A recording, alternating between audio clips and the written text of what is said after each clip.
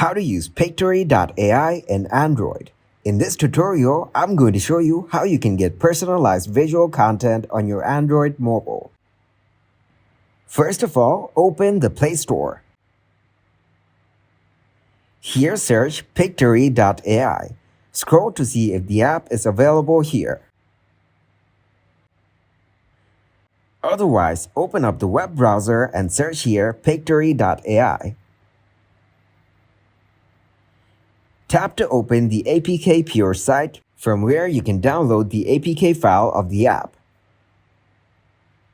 Scroll down and click to download the APK.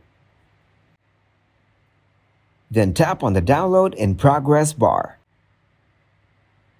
which will start downloading the APK file. Once it's done downloading, tap to install the app. Then click to open the app and use it accordingly.